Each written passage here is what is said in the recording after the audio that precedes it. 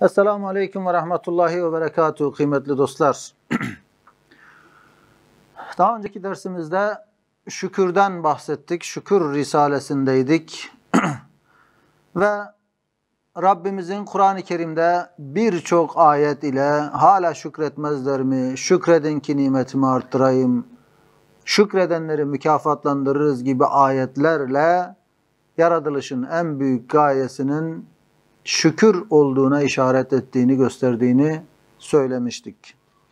Ve yine nasıl ki Kur'an-ı Kerim'de yaratılışın en mühim gayesi olarak şükür gösteriliyor, aynı şekilde kainat kitabına da baktığımızda bütün o işleyişin neticesinde en önemli gayenin yine şükre teşvik olduğunu göreceğiz. Ve ne demiştik dostlar? Mevcudatı büyük bir daire olarak düşündüğümüzde merkezinde hayat var. Her şey mevcudat hayata hizmet eder. Hayat dairesinin merkezinde insan var. Her şey insana hizmet eder. İnsan ve hayvan dairesini düşündüğümüzde onun merkezinde rızık var. İnsan ve hayvan adeta aşık olmuş derecesinde rızka hizmet ediyor. Ve o rızık dairesinin de merkezinde şükür var dedik. Şükür o rızkı döndürür. Şükür o rızkı devam ettirir demiştik. O yüzden şükür nimetin bir anlamda devamıdır, devamını sağlar. Eğer şükretmezsek Allah o nimeti elimizden alır. Yine şükrün en önemli özelliklerinden birisi, en faydalı, en âli o verdiği rızıkta verdiği lezzetlerden birisi olarak da o verilen nimetteki tadın, zevkin ötesinde o nimeti Allah'ın bir lütfu olarak düşünmek çok daha fazla tat verir, lezzet verir dedik. Çünkü insan kendisini o zaman özel hissediyor. Çünkü insan o zaman eşrefi mahlukat olduğunu, kainatın sahibinin kendisine verdiği değeri, kadri ve kıymeti daha iyi anlıyor. İşte o nimetteki tadı belki 100 kat arttıran bir hakikat olarak karşımıza çıkıyordu. Ve yine şükrün ölçüsü olarak, şükrün göstergesi olarak kanaati, iktisadı, rıza ve memnuniyeti söylemiştik. Yani bunlar şükrün varlığının göstergesidir. Ama hırs, beraberinde israf, hürmetsizlik ve haram helal demeden her geleni yemek şükürsüzlüğün birer göstergesiydi. Ve şükür çeşitleri içerisinde en kapsayıcı olanının da namaz olduğunu söylemiştik. Allah Resulü'nün kıldığı namazlarla, ayakları şişinceye kadar kıldığı namazlarla, kendisini adeta hani Allah senin geçmiş gelecek günahlarını affetmişken kendini bu kadar yormasan diyen Hazreti Ayşe'ye verdiği cevabı, ya Ayşe şükreden bir kulda olmayayım mı şeklindeki cevabından biz şükrün en küllisinin namaz olduğunu anlıyoruz. Devam ediyoruz dostlar. Hem şükür içinde safi bir iman var, halis bir tevhid bulunur. Şükreden insan bilir ki bu nimetler Allah'tandır. Tesadüften değil, tabiattan değil, kendi eliyle kazandığı değil. Şükreden insan bilir ki bu nimetlerin bir sahibi var. O nimetleri gönderen O'dur. Dolayısıyla şükrün içinde safi bir iman var. Şükreden insan imanını adeta ilan eder. Bütün nimetler karşısında şükreden yani mün'im-i hakikiye yönelen insan o bütün nimetlerin tek bir elden çıktığını adeta ilan eder. Her şeyin sahibinin Allah olduğunu ilan eder ve tevhidi adeta barındırır. Şükür içinde safi bir iman, halis bir tevhid barındırır. Çünkü bir elmayı yiyen ve elhamdülillah diyen bir adam o şükür ile ilan eder ki o elma doğrudan doğruya desti kudretin yadigarı ve doğrudan doğruya hazine-i rahmetin hediyesidir demesiyle ve itikad etmesiyle her şeyi cüz'i olsun, külli olsun onun desti kudretine teslim ediyor. Elhamdülillah diye şükreden bir insan işte ilan ediyor. O yediği her neyse doğrudan doğruya o desti kudretin bir yadigarıdır. O rahmetin bir hediyesidir ve öyle itikad eder ki cüz'i külli her şey onun desti kudretinin eseridir. Böyle teslim eder ve her şeyde o rahmetin cilvesini görür. Hakiki bir imanı ve halis bir tevhidi şükür ile beyan ediyor. İşte dedik ya, hakiki bir iman ve halis bir tevhidi barındırır içerisinde şükür. İnsan gafil, küfran-ı nimet ile ne derece hasarete düştüğünü çok cihetlerden yalnız bir vecihini söyleyeceğiz. Demek ki gaflete düşen insan nimete küfran ederse, yani nimete nankörlük eder, kendisine nimet vereni tanımazsa çok hasarete, çok zarara düşecek.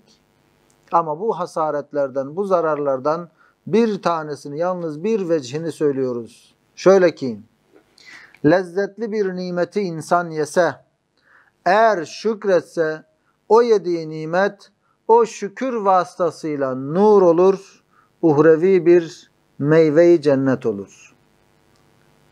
Yediği bir nimet, şükür vasıtasıyla nuraniyet kesbediyor ve bir cennet meyvesine dönüşüyor. Yani daimileşiyor, yani ebedileşiyor.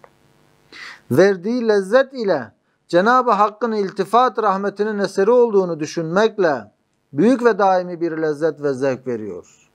İşte o nimetin lezzetiyle beraber Cenab-ı Hakk'ın rahmetinin bir lütfu olduğunu düşünmekle daimi büyük bir lezzet ve zevk veriyor. İşte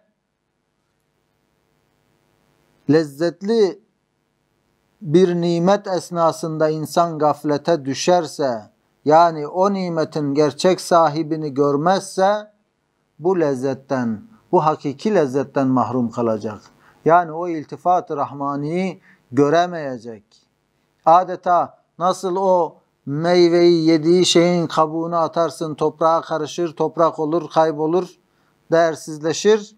Aynı şekilde yediği o nimetler de öyle değersizleşir, öyle kıymetsizleşir. Eğer şükretmezse o vakit o muvakkat lezzet zeval ile bir elem ve teessüf bırakır ve kendisi dahi kazurat olur, atık olur. Şükretmeyince o muvakkat lezzet, hani geçici bir lezzet var ya, o damakta bıraktığı bir lezzeti vardır o nimetin. Şükretmediği vakit o lezzet dahi zeval ile elem verir. Çünkü o lezzetin bitmesi de insana acı verir. Çok sevdiğimiz bir içecek veya yiyecek, onu yerken veya içerken dahi bitecek olması dahi o lezzeti bir kısmen de olsa acılaştırır, o lezzeti öldürür. İşte o muvakkat lezzet zeval ile bir elem, bir teessüf bırakır ve o nimetin kendisi ne olur? Kendisi de kazurat olur, atık olur. Oysa o kıymet, o değer elbette bir iltifat-ı rahmani olarak görülseydi, o zaman gerçek değerini, gerçek kıymetini bulacaktı. Manası ebedileşecekti. O yediği cennet meyvesine dönüşecekti. Ama şükretmedi, nankörlük etti, nimeti kendisine vereni görmedi. O nimet, o damakta bıraktığı tat bile eksildi. Çünkü elem verdi, esef verdi. Bitecek çünkü o tat. Ve beraberinde yediği de bir maddi atığa dönüştü, kıymetsizleşti. Evet, elmas mahiyetindeki nimet kömüre kalboldu, kömüre dönüştü. Şükür ile zail rızıklar, yani yok olmaya mahkum olan rızıklar, daimi lezzetler, baki meyveler verir.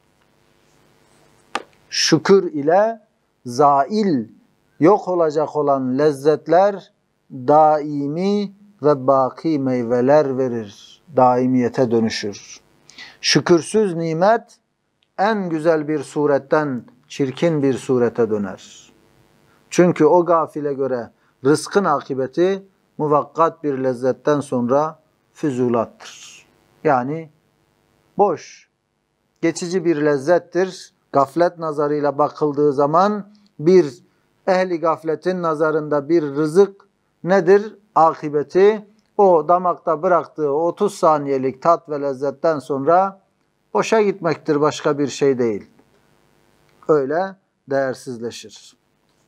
Evet, rızkın aşka layık bir sureti var. Ve o da şükür ile o suret görünür. Rızkın aşka layık bir sureti var. Yani düşünelim, dünyevi anlamda, dünyevi aşklarda bir insan kalbinde beslediği o sevginin, muhabbetin nişanesi olarak ne sunar? Karşıya bir demet çiçek sunar veya gül. Bu neyin göstergesidir? O kalpte beslediği aşkın bir göstergesidir. Dünyevi aşklarda, mecazi aşklarda o aşkın göstergesi bir demet çiçektir veya bir güldür. İşte dostlar, aynı şekilde Rabbimizin bize verdiği bunca rızık, onun kullarına olan muhabbetinin, şefkatinin birer göstergesinden başka bir şey değil. O halde böylesi bir muhabbete, böylesi bir sevgiye şükür ile karşılık verince işte o sevginin, o muhabbetin sureti, o aşkın sureti ortaya çıkar, görünür. Evet, rızkın aşka layık bir sureti var. O da şükür ile o suret görünür. Şükür olmazsa o suret görünmez. Yoksa ehli gaflet ve delaletin rızka aşkları bir hayvanlıktır. Ehli delaletin o rızka gösterdikleri o aşk, o şevk bu manada bir aşk değildir. Hayvanlıktan başka bir şey değildir. Çünkü sevgi ifadesi olarak bize uzanan bir şefkat elidir o rızıklar.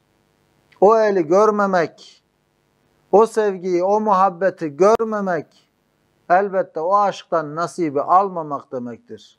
Öbür türlü o nimetlere, o damakta bıraktığı o kısa süreli bir lezzetle yaklaşmak insanın nefsine düşkünlüğünün göstergesidir. Hayvaniyetin bir işaretidir, bir göstergesidir. O halde demek ki o aşka layık bir sureti olan rızık ne suretle görünür? Şükür ile görünür, şükür ile kendisini gösterir. Daha buna göre kıyas et ki ehli delalet ve gaflet ne derece hasaret ediyorlar. Ne derece zarar ediyorlar, buna kıyaslayın. Envazi hayat içinde, yani canlılar içerisinde, o canlı türleri içerisinde en ziyade rızkın envaına muhtaç, yani rızkın her çeşidine muhtaç varlık insandır. Canlılar aleminde düşünün. Yani sayısız rızık var ama bitkiler örneğin diyelim, bitkiler biraz güneş ışığı, su, toprak, onların rızkı budur. Birkaç şeye ihtiyaç duyarlar. Hayvanlar, her hayvan farklı bir rızka ihtiyaç duyar. Suyla beraber işte kimisi ete, kimisi ota ihtiyaç duyar. Ama canlılar içerisinde rızkın her türlüsüne, her çeşidine muhtaç olan varlık insandır. En muhtaç varlık insandır. Bu insanın değerini düşürür mü? Bilakis. İnsanın ihtiyacı arttıkça değeri yükselir. Cansız varlıkların ihtiyacı çok azdır, kıymetleri ona göredir. Bitkilerin ihtiyacı biraz daha artar, kıymeti biraz daha ona göre yükselir. Hayvanların ihtiyacı bitkilerden daha fazladır ama değerleri de o nispette artar. İşte ihtiyacı en fazla olan insandır. O zaman değeri de en fazla olan varlık insandır. İhtiyaç arttıkça kıymet ve değer yükseliyor. Neden? Çünkü ihtiyaç arttıkça o ihtiyacı giderecek, imdada koşacak esma insanın üzerinde tecelli ediyor. ve insanın üzerinde esma tecelli ettikçe kıymet o derece artar. Bir sanatkarın bir eserine bütün maharetini yansıtması gibi düşünün. Boş bir tabloya bir ressamın bütün maharetini yansıtması nasıl ki o boş kağıdı en kıymetli hale getirir, aynı şekilde bütün mevcudatı boş birer kağıt olarak düşünelim. O mevcudat içerisinde en büyük sanata, yani Allah'ın bütün esmasının fiiline maruz kalan, fiilini kendinde gösteren insan olduğu için en değerli varlık insandır. Zihayat içinde en ziyade rızkın envana muhtaç insandır. Cenab-ı Hak insanı bütün esmasına cami bir ayna ve bütün rahmetinin hazinelerinin müddehharatını tartacak, o rahmet hazinelerindeki o biriktirilmiş olan hazineleri tartacak, tanıyacak cihazlara malik bir mucize-i kudret olarak yaratmış. Ve bütün esmasının cilvelerinin, vaziyetlerinin inceliklerini mizana çekecek aletleri havi yani barındıran bir halife-i arz suretinde yaratmıştır. Tekrar ediyoruz. Cenab-ı Hak insanı bütün esmasına cami birer ayna şeklinde yaratmış. Bütün esmasına cami. Yani varlıklar içerisinde Allah'ın bütün esmasını kendisinde gösteren veya bütün esmanın üzerinde fiil işlediği, icraatını gösterdiği varlık insandır. En cami varlık insandır. Bir. O bütün rahmet hazinelerinde biriken o hazineleri tartacak, tanıyacak cihazlara malik varlık insandır. Evet, Allah'ın rahmet hazinelerindeki bütün nimetleri tartacak, tanıyacak bir varlıktır insan. Bir mucize-i kudrettir. O bütün esmasının cilvelerinin yani tecellilerinin, vaziyetlerinin inceliklerini mizana çekecek, tartacak aletleri barındıran varlık halife-i arz olan insandır. Allah insanı böyle bir değerde, böylesi bir kıymette yaratmış.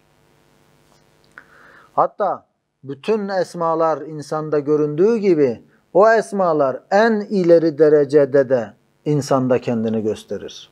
Örneğin hayvanlar da rızka muhtaçtır, bitkiler de rızka muhtaçtır, insan da rızka muhtaçtır. Yani Allah'ın Rezzak ismi bütün bu varlıklarda tecelli eder, kendini gösterir. Ama o rezzakiyet, rızkın her türlüsüne muhtaç olan insanda en mükemmel şekliyle kendini gösterir. Çünkü bitkiler rızkın her türlüsüne muhtaç değil, bir kısmına. Hayvanlar biraz daha fazla bir kısmına muhtaç. Ona göre değer arttı. Rezzak ismi hayvanda daha çok tecelli etti. Ama rızkın her türlüsüne insan muhtaç olduğu için Rezzak ismi en mükemmel şekilde insanda tecelli etti. Bütün rızıklara, bütün meyvelere, sebzelere, havaya, suya, güneşe, her şeye ihtiyaç duyuyor insan ve hepsi onun için birer rızıktır. O yüzden rezzakiyet en üst perdede insanda tecelli eder. İşte bütün esmalar insanda tecelli ettiği gibi her esma en üst perdede varlıklar içerisinde insanda tecelli eder. İşte insanı değerli kılan, işte insanı eşrefi mahlukat yapan belki de en kıymetli şey, en önemli özellik onun bu vaziyeti, bu özelliğidir. Onun için evet, hadsiz bir ihtiyaç verip madem Allah insanı esmasına bir ayna olarak yaratmış ve o rahmet hazinelerindeki nimetlerini tadacak, tartacak, tanıyacak bir surette yaratmış, o cihazları vermiş ve o esmasının tecellilerinin vaziyetlerini mizana çekecek aletler vermiş, öyle yaratmış, onun için hadsiz bir ihtiyaç vermiş insana. Maddi ve manevi rızkın hadsiz envana muhtaç etmiştir. İnsanı bu camiyete göre, bu kapsayıcılığına göre en âlâ bir mevki olan ahsen-i takvime çıkarmak vasıtası nedir? Şüphesiz şükürdür. insanı ahsen-i takvim derecesine çıkaracak. İnsanı madem bu kadar rızka muhtaç vaziyette yaratmış, bütün bunların karşılığı nedir?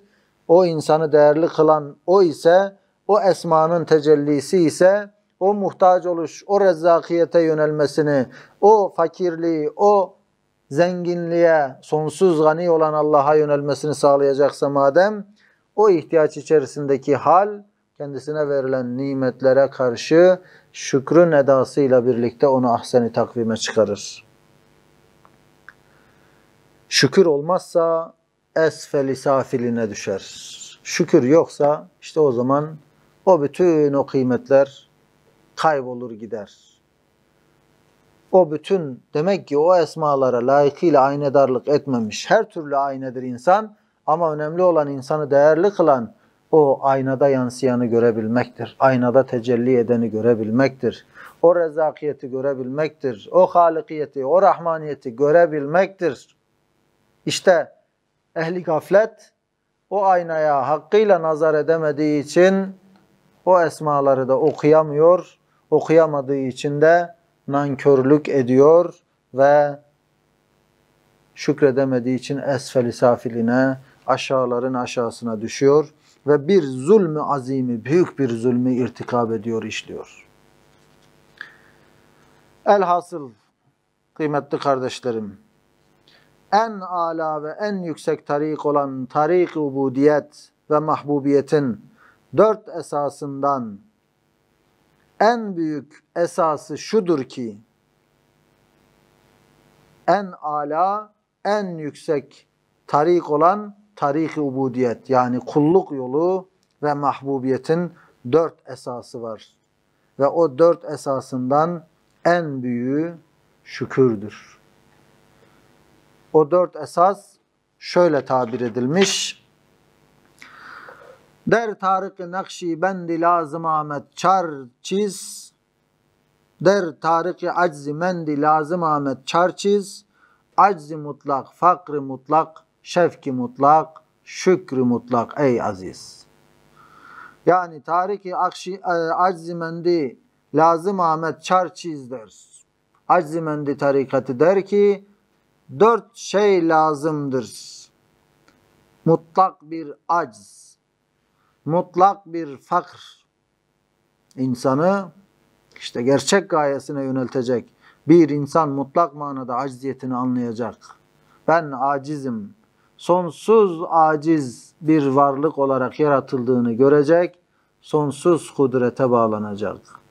Fakr-ı mutlak, her şeye ihtiyacım var benim. Bütün mevcudatla alakadarım, her şeye ihtiyacım var. Mutlak bir ihtiyaç hali içerisindeyim ben diyecek ve gani mutlak olan Allah'a yönelecek. Ve şefki mutlak, işte o acziyet ve o fakir haliyle birlikte, o bilinçle beraber sonsuz kudrete, sonsuz gınaya şevkle yönelecek, o ubudiyetini şevkle ilan edecek. Ve neticede de o acziyetinin, o fakrının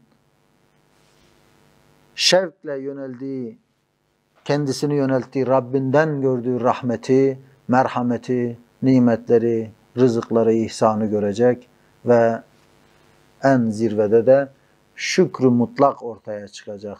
Mutlak bir şükür ortaya çıkacak. Bu da o 4 esasın en yükseğidir diyoruz. Allahümme ec'alna mineşşâkirîne bi rahmetike ya erhamer rahimin. Allah'ım bizleri şakirlerden, şükreden kullarından eyle. Subhaneke la ilme lena illa ma allamtena inneke entel alimul hakim. Ve ahiru davana enilhamdülillahi rabbil alemin.